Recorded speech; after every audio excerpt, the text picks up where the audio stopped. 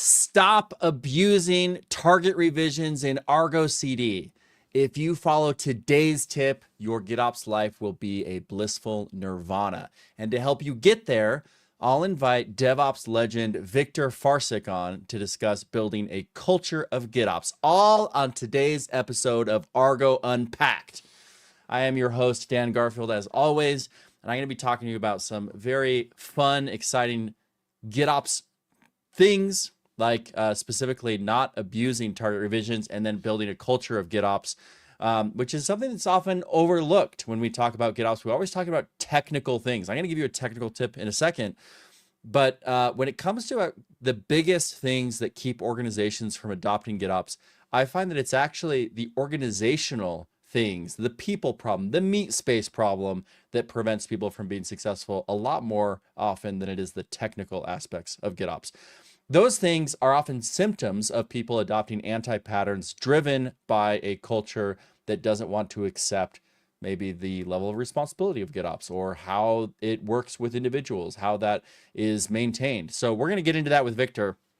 But before we do, we're going to talk about a closely related feature, which is, of course, the target revision field in Argo CD. Inside of Argo CD, when you define your application, you can define a target revision as part of your source of truth. And that revision could be head, it could be a branch, it could be a revision. It could really be anything that you can point to in Git to get a specific commit or branch or whatever. And we've found that people really tend to abuse this field and it creates problems for them. So what am I talking about? A good example that most people are familiar with is the idea of using branches for environments. In this case, they'd create a branch for staging, a branch for production, a branch for US East, whatever. And then they have these long-running differences running in those branches. And this is actually an anti-pattern that has been pretty well disabused within the community, where people have been told over and over again, hey, don't use branches for environments. There's so many reasons not to do it. It makes diffing more difficult. It makes promoting changes more difficult. But people are still abusing revisions for other things. For example, maybe it's for promotions. Maybe they'll say, oh, I'm going to use this specific revision and then I'm going to update that revision in another application and then updating another application. And this is a way I could do promotions. I could promote a change by changing the revision field as I go along. Well, what's the problem with that? Why is that abuse? Why is that an issue? Well, for one thing, it means that by looking at your Git repository, you have no idea what is supposed to be deployed. Imagine Argo CD was erased tomorrow. How do you know how to get back to your infrastructure to the state that it was in? You actually have no idea what it was in, because that revision history of how you're updating those applications is happening separately from the manifests themselves. So those are now, you have to disentangle the relationship between Argo CD application updates and the manifest updates that you're trying to promote in the first place. So creating this division is confusing and unnecessary. It also means if you wanted to go into a disaster recovery scenario, you're going to have difficulty getting back to state by understanding which manifest should be deployed in which order, in which state, all those kinds of things. So that creates a problem. The other thing is, if you don't abuse this field, it means that your Git history of your manifest will always match the deployment history. That makes your life so much easier. If you're trying to figure out, oh, when was this deployed? When was that changed? You can just look at the manifest history and get all the information you need, rather than going and trying to figure out the Argo CD history. And a lot of people will actually do this where their Argo CD applications, maybe they're not even defined in Git and they're updating Argo itself. And so when you say, hey, what was deployed yesterday? You really have no idea, and there's no way to get that information. So that creates a lot of problems as well. So we see people using it for promotions, for kind of a poor man's promotions. We also see people using it for environment management, which is a problem. And we see people misunderstanding the basically using floating versions. So maybe they'll do something like, oh, I'm going to pin it to a version 2.4, and then if there are changes, they'll automatically be deployed. Well, that of course gets rid of your ability to do a revert or a restore back to a previous point, because you actually don't have that history in Git also. So for example, if I'm pinning to version 2.4, and 2.43, 2.44, 2.45 all come out, it'll automatically get deployed as those things are made available. But if you want to go and revert what's deployed, you then have to understand which version you're pinned to. You have to go and revert those tags. It creates this confusion about what's supposed to be deployed and when. So that creates an issue. There's also the issue of sorry, let me gather my thoughts for a second. I was on a train there and I was doing great, but I just lost it. We do really encourage people not to use Git hashes in target revision. That again goes back to often being used for promotions, and that creates issues. We really say, hey, use folders for this stuff. That's what they're designed for. They work really, really well. It makes it a lot easier to figure out what's going on. You can rebootstrap all of your infrastructure in one go. We do make a small carve out potentially for maybe an infrastructure app that doesn't change very often, where you just want to keep it set on a version specifically for a very, very long period of time. That might be okay. If you can avoid it, please avoid it. I'll throw in a chat. We have a whole blog post about this that goes in depth, and I'll throw this into the chat, and feel free to go and read the blog post in depth for why you should stop abusing target revisions in Argo CD. And with that, I think we're getting ready to get into the conversation now. If you haven't done it already, be sure to like the video, make a comment, subscribe. We appreciate it. It helps us get the message out there and helps us be more successful in encouraging us to do more of these. If you like us doing it, then please share it. If you don't like it, then don't share it, and maybe eventually it'll go away. In the meantime, let me bring in a GitOps and DevOps legend, Viktor Farsic, who is going to be joining us to talk about building a culture of GitOps. Welcome, Viktor. Hey, nice to be here. Yeah, so Viktor and I go way back. He's a friend of the show, and we've had the joy of presenting together at ArgoCon before, which was awesome. And I'm sure we'll have that chance again at some point in the future. So today we're going to talk about building a culture of GitOps.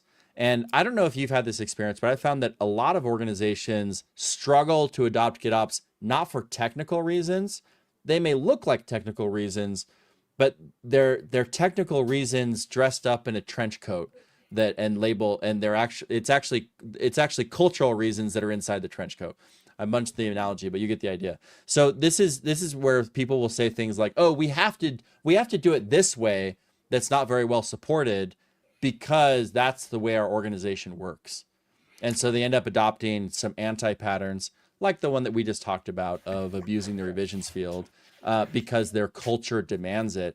And so we'd like to figure out, what are some ways that you've seen culture abused? How do we get people to adopt a better culture? And what are some of those things we should look for? So that was the plan for what we talk about today. How's that sound, Victor?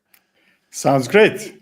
Small correction. Oh no, actually two things. Yeah, let's do it. First, I still hear echo. I don't know whether it's me or it's you. I'm sure it's you. Anyways, it is very often technical. Not as often as cultural. Cultural problems, let's say, are the most common, without a doubt. But it's also often technical in terms that people are trying to put things in Kubernetes that shouldn't be in Kubernetes in the first place. Right? Typical distributed monolith. And then you say, hey, yeah, for me to deploy this thing, I need to do this, and then this, and then this, and then that, and then this, and then that, and so on and so forth, 57 different steps. Everything needs to go in specific order and what's not, and then it becomes complicated. But that's, besides cultural reason, that's more that people very often move to a different platform without wanting to make any change. Hey, how can we improve our WebSphere? Well, let's put it in Kubernetes. It will be so much better, right? Or WebLogic. Yeah. But let's focus on cultural now. Well, so is my echo fixed, by the way? Is that better? Yeah.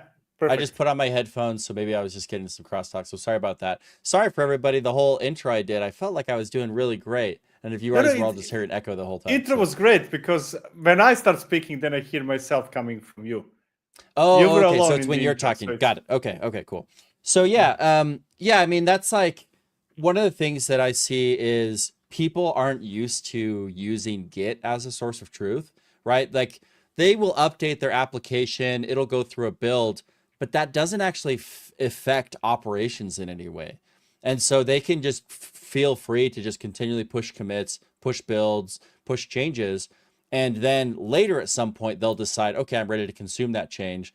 And so that's what we still see when people are using application repositories. But once they start using a DevOps repository, what's in Git is literally deployed. And I've seen people who have been like, okay, no, it's cool. I just pushed the commit. So when do we deploy it? And you're like, no, you just deployed it. And they're like, wait, what? Why? Like, who did that? Who pushed the button? It's like, yeah, there was no button. We don't have manual sync enabled. We have auto sync enabled, and people aren't used to working that way, and it makes them nervous. I feel that this is not directly related to the subject, but somehow still is, that certain practices come with delay to certain groups, right? Like if you talk to an application developer, forget about GitOps, forget about Kubernetes, right? If you talk to application developer, that person will tell you that everything I do is always in Git. There is no discussion about that. Yeah. Right? If you're a application developer that just kind of keeps code on your laptop and never pushes it to Git, then there's something wrong with you, right? You're an exception. So it's very natural for application developers to put everything to Git. What is less natural is for other groups, depending on which point in time we're talking to, right? Testers, for a very, very long time, were not using it. I don't know whether they do it now. I hope they do, right?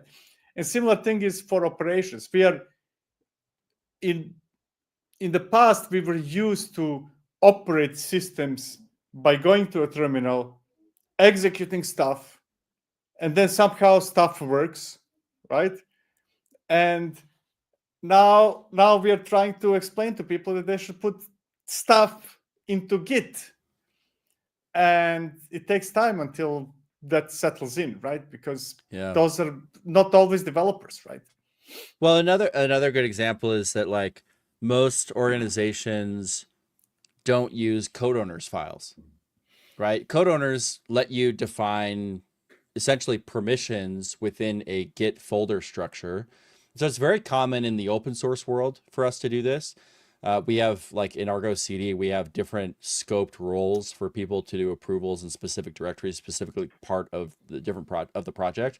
But most organizations don't do that. They just say, hey, this is the repo. Everybody has access who's part of the team and nobody else has access.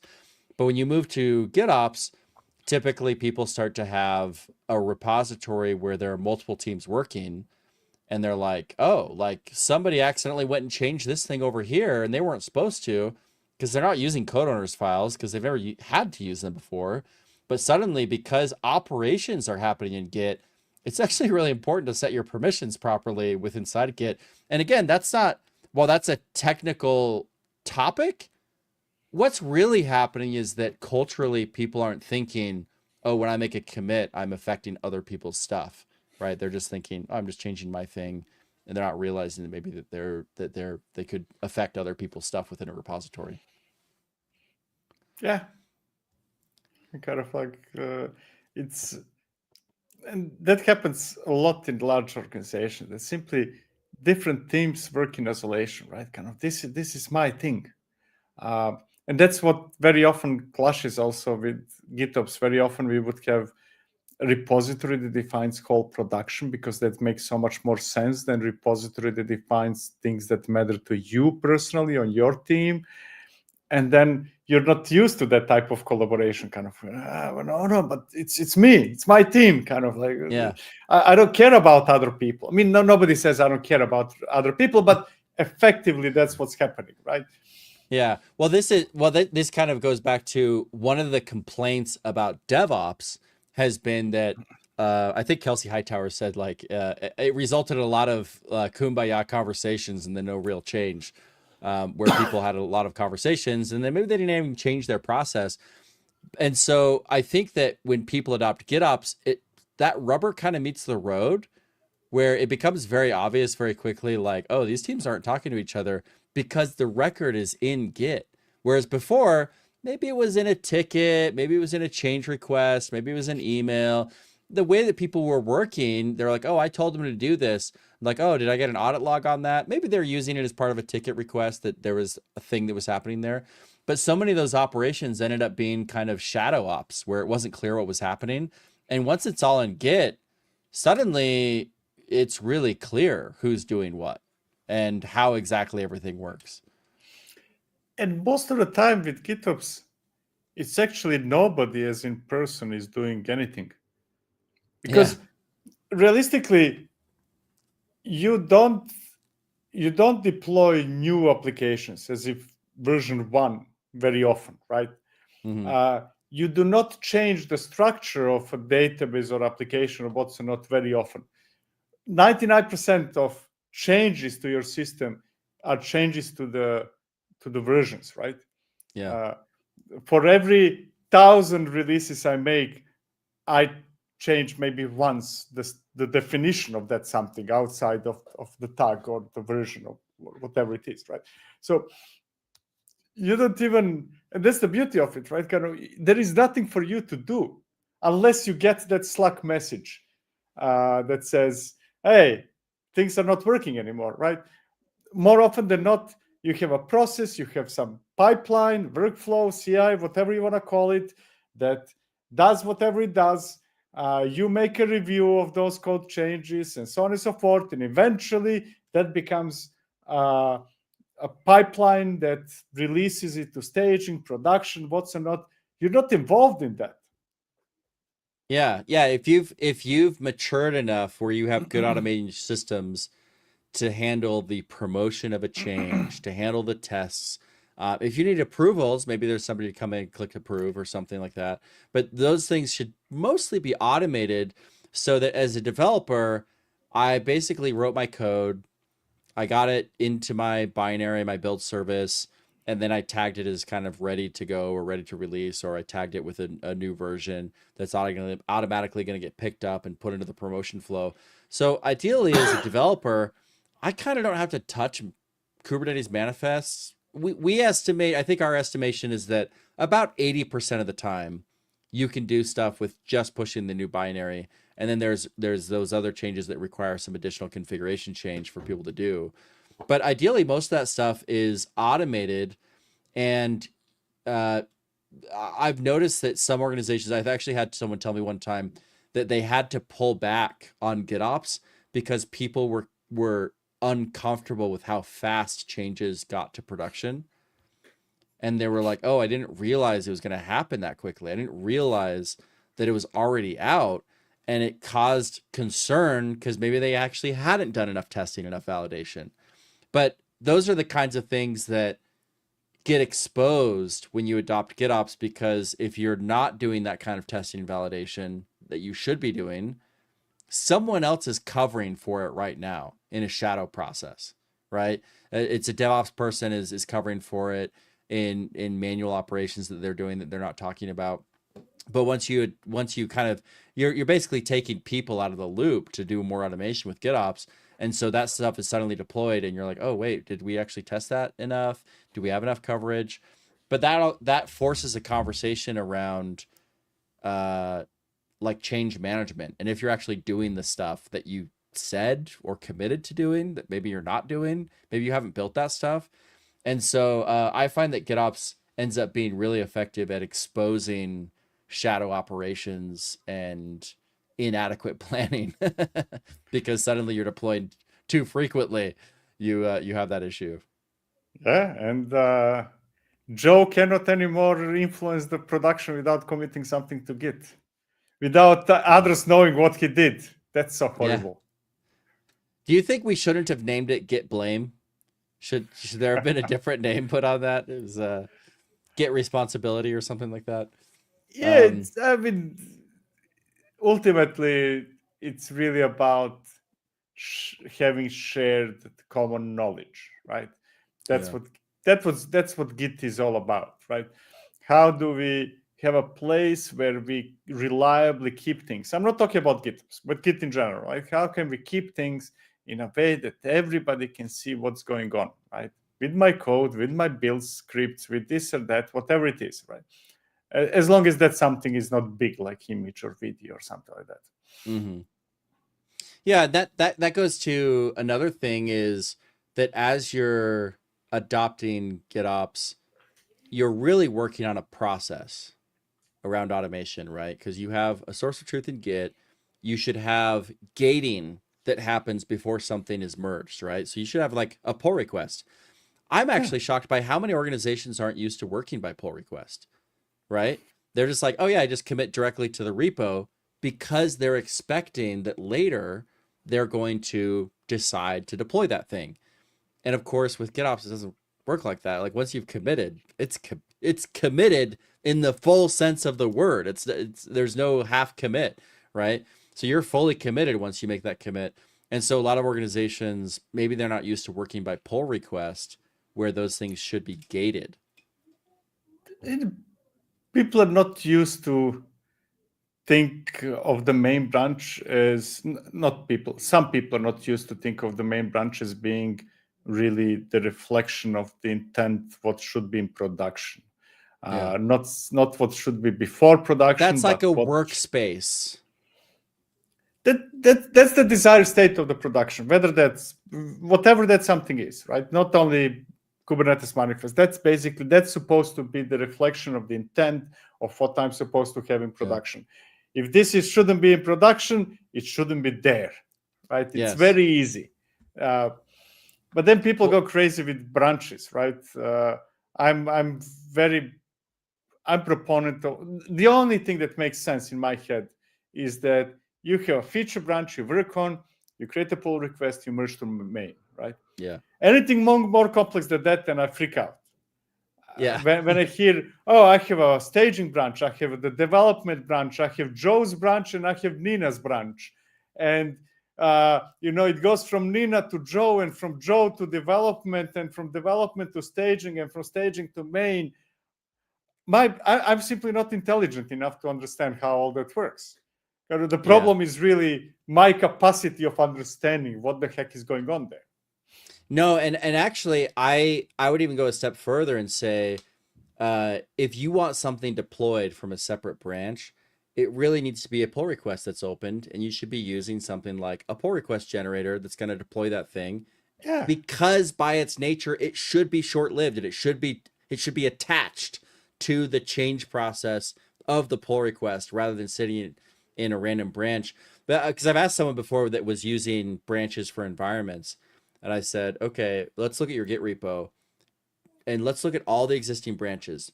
Tell me which ones have something deployed. And suddenly it was, I actually don't know. It's like, yeah, I don't know. Because you have 100 branches that are open, and there are 10 of them that are special.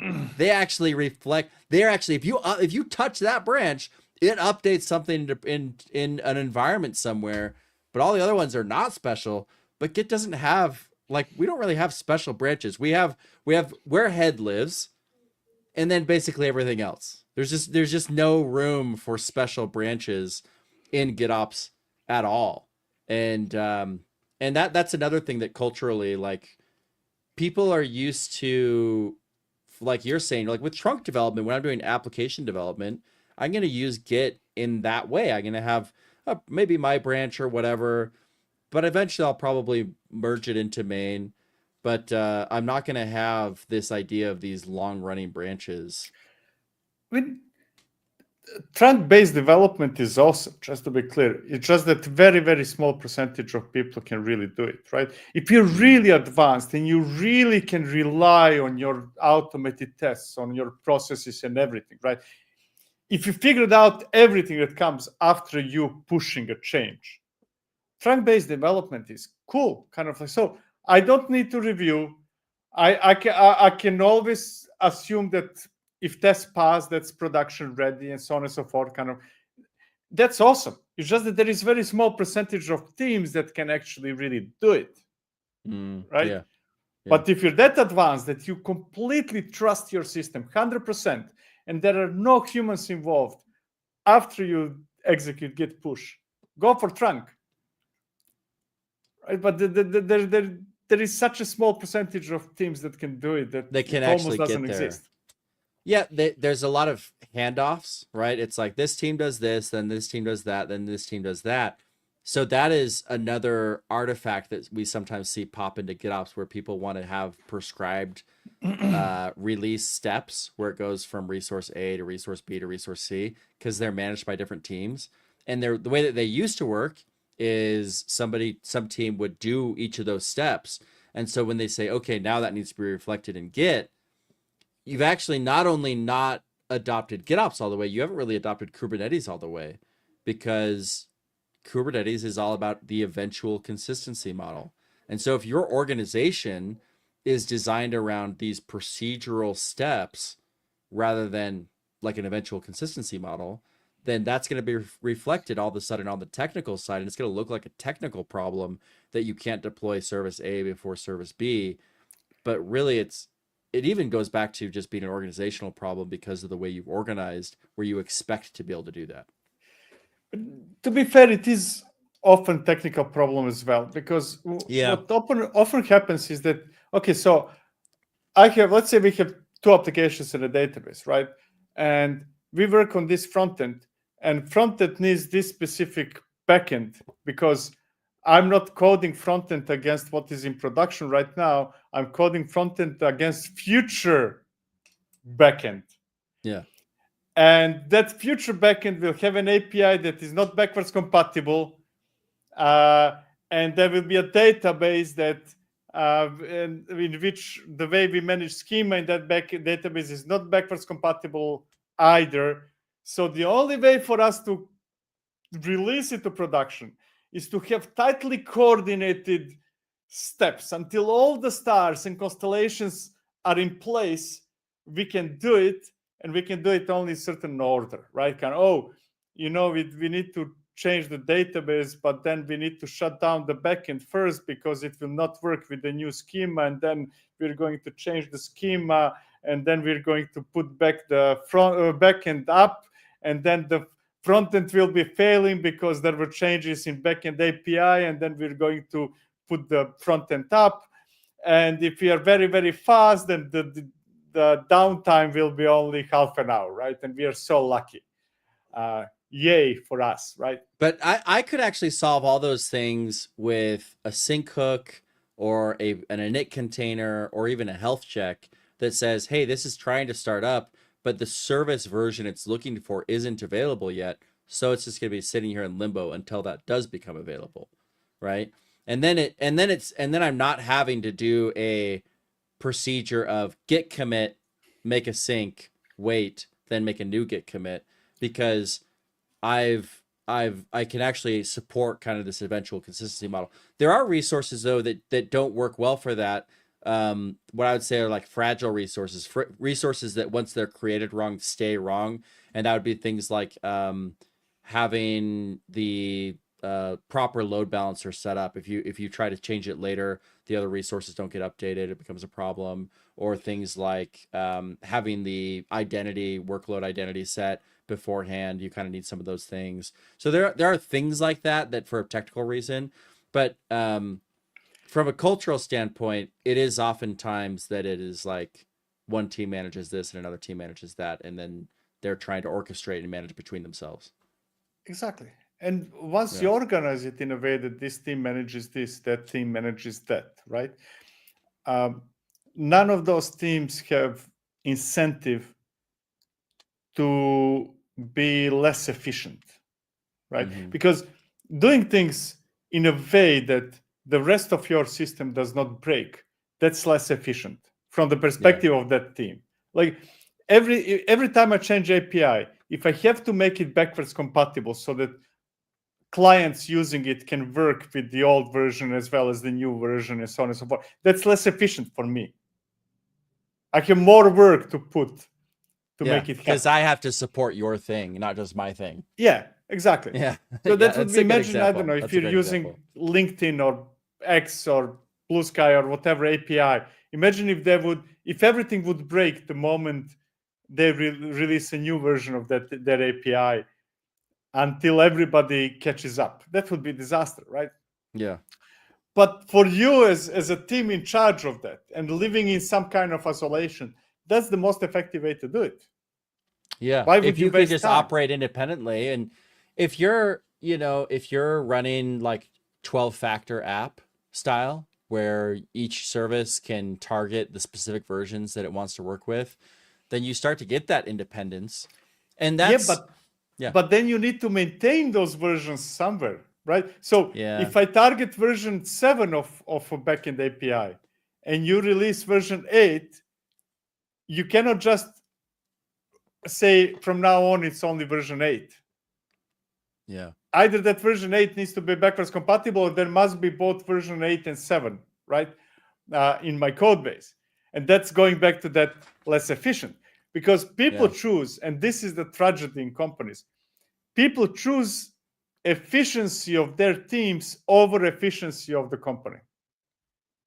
Yeah, that's one of those rare cases where if the team is only working for itself, the entire organization actually becomes less efficient. They have to be thinking, they have to maintain a minimum SLA essentially for the consumers of their services. Yeah.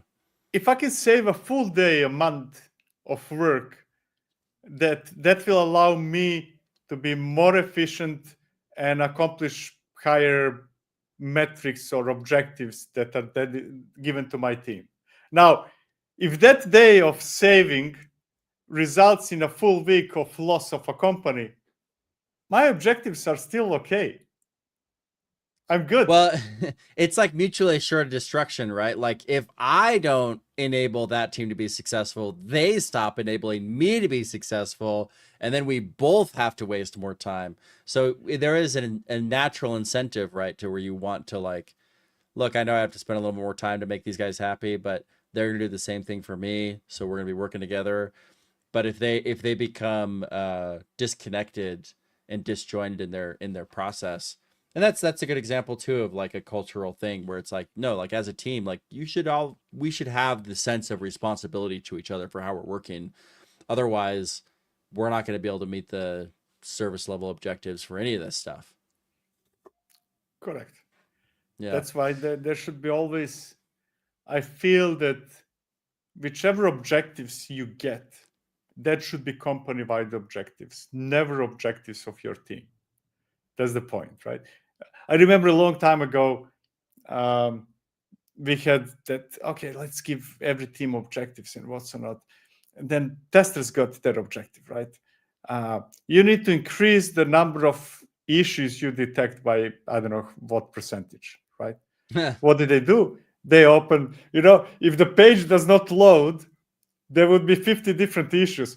The button is not there, and the field is not there, and the logo is not there, right? Page does not open, right? That's obviously one issue. But if you open 50, you accomplished your objective. Now, the fact that you are making all the developers miserable by having to close 50 different issues and go through them, even though they're all the same, not my problem, right? Yeah, that's like the old what's the old story where in Soviet Russia they were required to produce a certain amount of chandeliers, but they were measured by weight. And so they were like, okay, we're just going to make lead chandeliers that can't be hung because that accomplishes the objective of making enough weight of chandeliers. So yeah, like getting the right measurements is pretty important here. You want to have teams operating with the sense of that they can be individually agile, right? They can get their changes into production, they can do it reliably, but that they can also maintain a certain SLO for their services so that other teams can continue to operate off of their services. And that kind of like multi-service architecture is definitely very common, though the number of nodes that need to be supported by each service are usually relatively small. It's usually not like there are hundreds of services that rely on this specific service, these specific versions. So usually it's a little bit manageable. But yeah, if teams don't take responsibility to say, oh, we might need to maintain multiple versions for compatibility so that other services can go through and be updated as they go on. Well, if you can manage that, there's a little bit of pain to it, but it enables in many organizations a faster pace of change over time. So I think there's a bunch of things like this that teams, when they're just saying, oh, I'm going to have Git be the source of truth, they may not be realizing that these other things probably need to change too. Oh, you just said the word. I need to correct you, man. Yes. Git is not the source of truth. No? Absolutely freaking no. No, What's no, the source of truth? Source of truth are actual stuff. My pods, my EC2 instances, my databases. That's the source of truth. Git is the source of what I wanted. Yeah, it's my desired state. Desired state. Yeah. That I give you. But source of truth is not, because that would assume that Git is always exactly the same as the actual resources running somewhere, which is not true on many different levels. First of all, sometimes it doesn't work, right? Mm-hmm. But moreover, Git says deployment, but realistically, the source of truth at deployment, there is a replica set, there are pods spin up persistent volumes. All that is the source of truth. But yeah, Git that's actual state. Yeah, that's actual state. I mean, if anything, when I say source of truth, what I'm saying is, if a controller, I've got a controller running, it needs to know what should be deployed. What's the source? If I have an actual state and I have a desired state, what's the state supposed to be? Is it in somebody's head? Is it written down in Jira ticket? It needs to be in Git. That's the source of truth for what should be the state. Correct. So I think you and I agree. It's just a question of how we define the term. But when it comes to the actual state, I mean, that's the whole point of GitOps and Argo CD, is that I have something looking at the actual state, comparing it to the desired state in my source of truth, and then making reconciliation. Now, reconciliation might even be, it's the word that we use. It might sometimes be too strong of a word, because reconciliation sort of implies that you have some from party A and some from party B. But typically with GitOps, we only take party A. We only take Git and we reapply it to the actual state. If there's something that's wrong in the actual state that's not accounted for in Git or set by some kind of policy in Git, then I need to change what's in Git to reflect that. So I don't have a controller that's like, oh, I noticed that, I mean, some people will say something like, oh, I've noticed that I need more pods, so I'm going to have a controller go and update Git to change the number of replicas. I think that's kind of, that's to me, that's meta state, right? Meta state saying like, I have an ignore differences on something like the replicas, and I've delegated control of that to a controller, and I have some sort of policy of like, I can go up to a certain number of pods or whatever. But that policy should be in Git as well. Yeah, so it's actually, now when you talk about it, it's more like maybe not even the desired state, but more like intent, right? So Yeah. I want to have anything between 3 and 50 replicas of my application, depending on X, Y, Z. Kind of like that's Yeah. what I'm expressing as intent that I want. And realistically, that deployment will have replicas set to 7. And then 15 minutes later, it will have it set to 8. And that will be set by horizontal pod autoscaler or whatever you're doing, and so on and so forth, right? So it's basically, it's not actually that different from code itself, right? When you don't really run code as is. You put code in Git. That's the source of whatever. Yeah. But then it gets compiled, and then it gets the actual packaged, thing is and the then, binary. Yeah. Yeah, the actual thing is eventually a binary, right? And that binary lives in a whole world of other dependencies and so on and so forth. It's a mess. Yeah, and I sign it with a commit, right? Like I sign it with like, this is the commit that made that thing, so that I can Correct. say these are related. But there are things as part of that build process. You can rebuild the same Docker image multiple times, get different outcomes without changing anything under the surface. That's why you don't. That's why you sign the build image. Kind of. You don't sign Yeah. Docker file. Kind of. Oh, it's Yeah, signed. yeah, you don't sign the Docker file. Yeah, exactly. So okay, so to up level it a little bit from an organizational standpoint, up at like the management level of GitOps. You know, most GitOps, again, we tend to think of it as being a technical thing that we do as practitioners, as DevOps people. Maybe our engineers consume it. But when you go up to the executive level, they're familiar with GitOps usually from business objective standpoint, like, oh, I know that GitOps reduces the time to deploy, so we actually are going to be more productive as a team. So I wanted to adopt GitOps. So they're incentivized. They have these ideas in mind of like the things that they can accomplish, but then they may not realize that by adopting GitOps, they actually need to invest more in testing or to invest more in training individuals. And it's actually, okay, let me ask you this. We've pushed for a long time as an industry to make developers care less about infrastructure. Does GitOps make people have to care more about infrastructure? Does it push them more into that, the mythical full stack developer, because they need to be engaged a little bit with Kubernetes? And is that part of the point? Because some people say, hey, I want people to do that because now they can take more responsibility for what makes it to production. They can be more effective taking more responsibility rather than passing things over a wall, and we can shorten the time. What's your view on that? It depends on scale, right? If you're talking about some startup, let's say we have 10 people, I spent most of my life in startups. We all know everything and we all do everything, and that's fine. And then you're looking for people who are very more T-shaped kind of people that, okay, so yeah, you will be writing code, but are you familiar with Kubernetes so that you can actually deploy it yourself? There is no special team for that, and so on and so forth, right? But after you pass some threshold, you need specialization, right?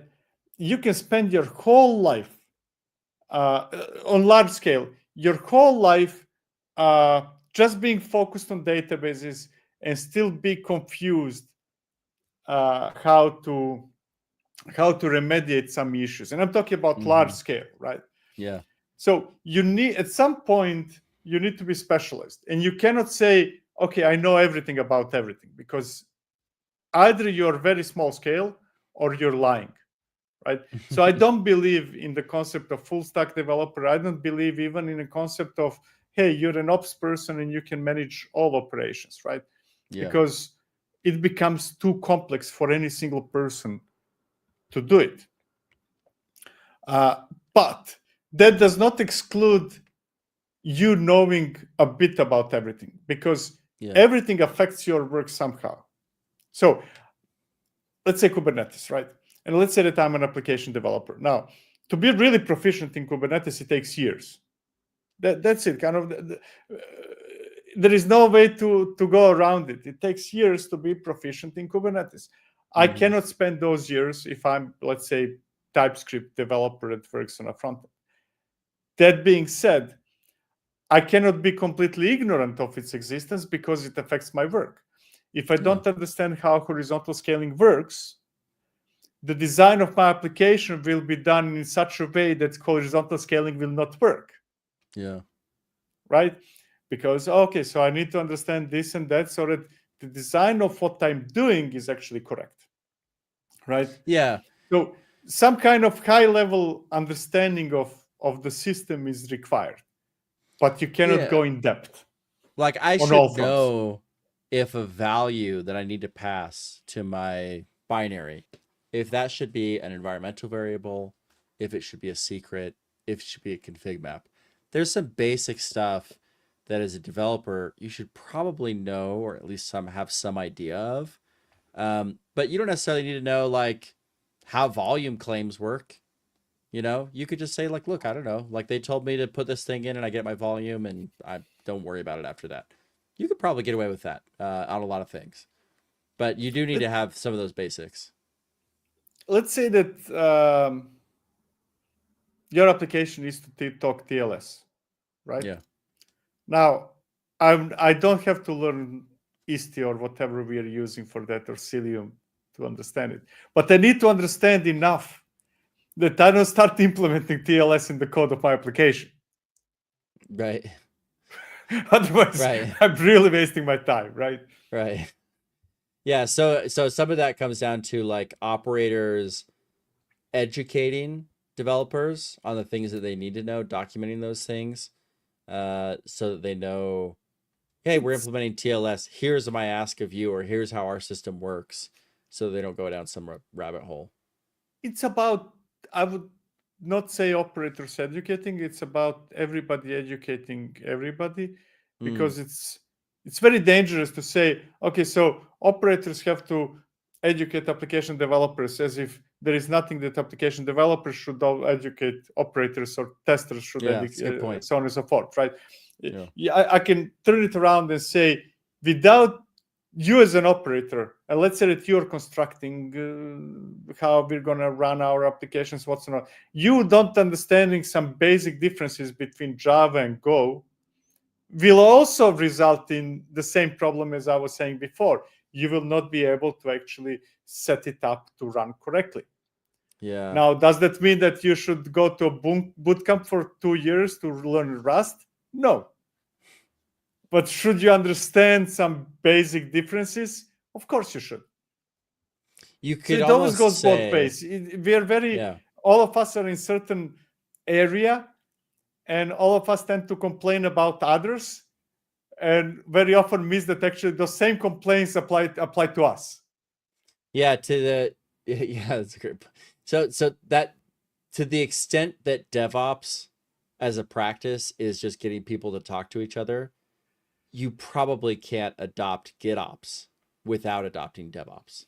Because if you don't have that understanding of needs between shared, between developers and operations, it's going to be pretty hard for you guys to like codify that and operate from Git. And I feel that that's where really abstractions come in, right? So let's say that I have a couple of options. Let's say that I'm an application developer, right? And somebody gives me a Helm chart and just say, I don't know, change those two values, and you will never find out whether that is working or not, because what is happening in a cluster is completely disconnected from that Helm chart. It won't work, right? No. But if you build some abstractions and say, okay, so those are the things that matter to you, whatever, right? This is the knowledge that those are the things that matter to you, and those are the things that you should know. There is a whole range of other stuff, right, that is beyond you, and that's fine, right? That's what we manage beyond those abstractions.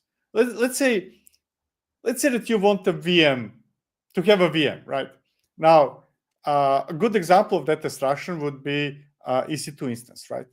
Mm-hmm. Do you need to learn and understand and figure out hyperscalers? No. You absolutely don't.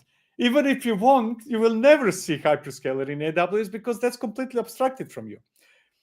But that abstraction that they created is at least the intention is, that would be a separate story, that's on a level of the things that you really care about. Okay, so I have abstraction that says I can specify the region and I can specify the operating system, right?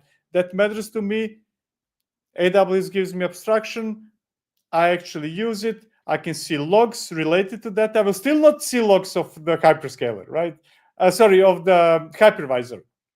And if you create those abstractions, then people can go outside of their comfort zone and say, okay, I'm not only interested in TypeScript, I'm also interested in how my application runs, but I cannot go to the depth to know everything, right? Yeah. Well, that's exactly the top. Well, sorry, finish your point. Sorry. Yeah, go for it. That's exactly the point of this conversation, is that technical decisions are downstream of culture decisions.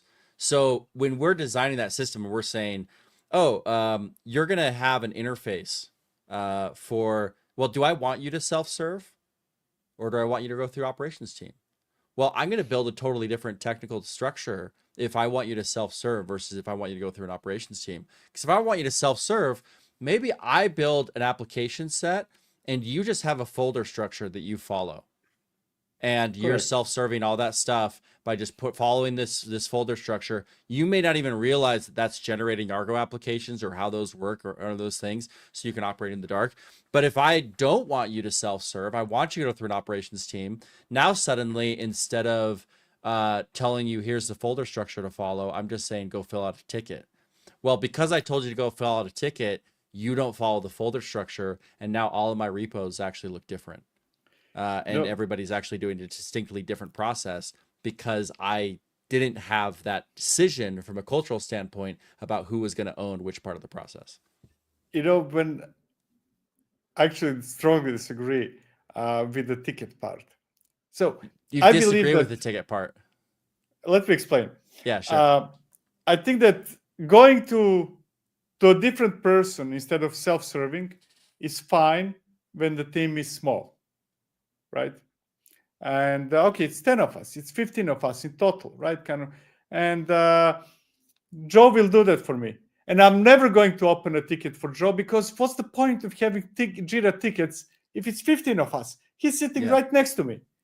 Sure. That's a very agile way. Once you established, all the shenanigans, Jira tickets with a big team and so on and so forth, that's already when self-serve is a must. I'm not saying that it is used in practice, but it's a must, because simply you cannot, it's close to impossible to scale people to infinity, right? Because, okay, so I have 5 developers and 1 operation people serving 5 developers. I have 10 developers, 2 operation people. I have 1,000 developers, 100 people in operations, right? That does not work. No. And that's a waste of time, because you just create something as a service. So I'm very good at this, whatever that is. I'm very good at defining applications in Kubernetes. Cool. We agree on abstraction, whether that's application set, whether that's a Helm chart, whether that's a CRD, doesn't matter, right? And you do this, and you should never. I don't want to speak with you ever. Right. Everybody's focused on more communication. No, I want less communication. I don't need communication between people when services work. No, you need a lot of communication to get to the point where you don't need any communication. Yes. Yeah. So I need a lot of communication to figure out what is really the right level of service that I should provide to people. Yeah. If I go back to Amazon, right? Amazon had to do a lot of communication until they figured out, I don't know, RDS, right? They talked with many companies, they talked with many teams, they did the infinite number of iterations. But now that it's running and it's working, how often do you... Okay, so here's the equivalent of the previous example. I take up my phone and call AWS. I need an RDS. Yeah. And they create. They're like, oh, we'll get the team together. We're gonna scope it with you. We're gonna do a design meeting. Exactly. We're gonna open a Jira issue. Open a Jira issue, and you will get RDS. Or I need to upgrade my RDS. No, you don't talk with them. So if you think of AWS as being extension of your team, you talk with them when it doesn't work. Imagine if every button in AWS said contact sales. That's essentially what a lot of organizations do internally with Kubernetes, where instead of having that self-service kind of mindset, they're like, oh yeah, talk to operations and they're going to do it for you, or they're going to design it for you. You're going to blah, blah, blah, blah, blah. But to get to the level where you can say, oh, I'm just going to make this commit and that's going to deploy this infrastructure, you have to have all of these policies, procedures in place in a very predictable, turnkey, standardized way. You can't be as bespoke as you might like to be with that. My buddy used to call it gold plating. When you ask somebody like, hey, I need a doorknob installed. And they're like, oh, great, no problem, I got it. And you come back and you're like, is that installed? They're like, nope, no, I'm working on it. It's gonna be amazing, don't worry. And you're like, oh, okay. And you come back like a week later and they're like, okay, I got it installed. It costs $6,000. It's gold plated. It's gorgeous. And you're like, I just needed a doorknob. Like I didn't need this whole It's your verse. Imagine if you had to call the guy whenever you wanted to actually to use the doorknob. yeah.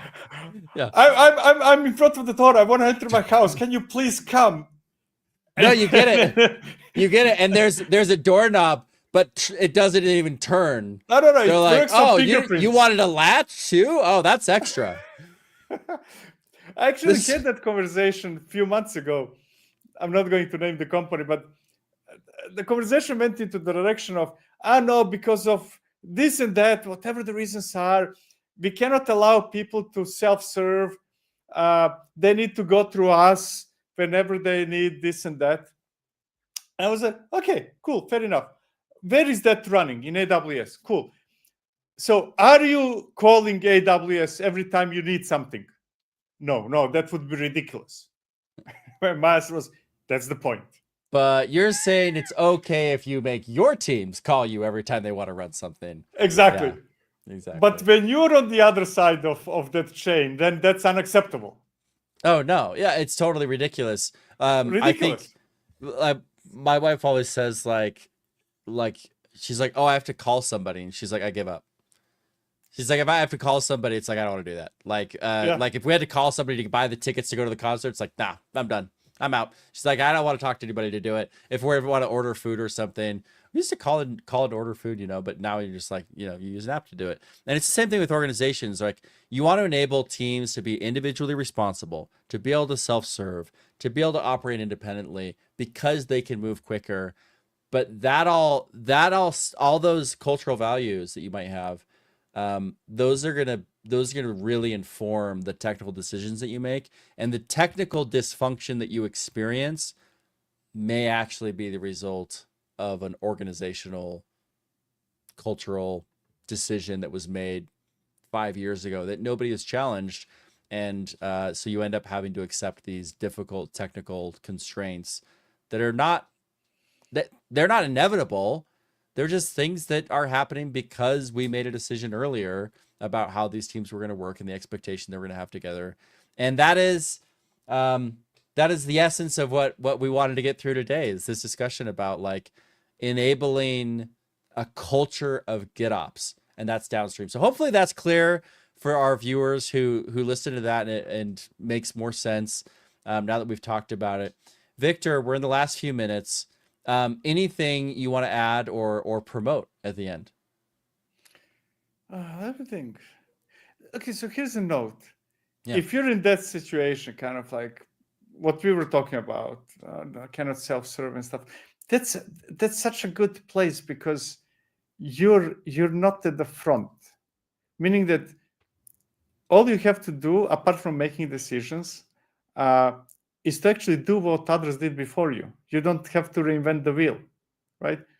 The first, like Googles of the world, they're in a much more complicated situation because they need to figure out how to do something that has never been done before.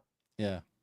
But if you're somehow behind, then all you have to do is just to see what others are doing, pick up the solutions that already exist. You don't have to develop you don't have to write your own solutions even. You don't have to write Borg. You can use Right. Kubernetes, right? Right. You don't have to come up with best practices. You can just Google there, them, right? are best practices. Yeah. You can just follow the best practices. And that's, if you see a best practice and you're like, oh, that wouldn't work in my organization, that's a big clue that you should maybe re-examine something that your organization is doing. Oh, geez, why wouldn't that work for us? Why is it that the thing that works so well for so many other people wouldn't work for us? What makes us so special? What choices have we made, maybe unknowingly, that make it so that we can't adopt the thing that works for 95% of the rest of the world? There are situations that come up where, you know, it really does. You're innovating in a way that makes sense, where you're doing something special that should be done special, and you can continue to innovate on it. But it's probably 1 in 100. Yeah. That you actually should be doing something special. Even when you, I mean, every company has something special, whatever that is.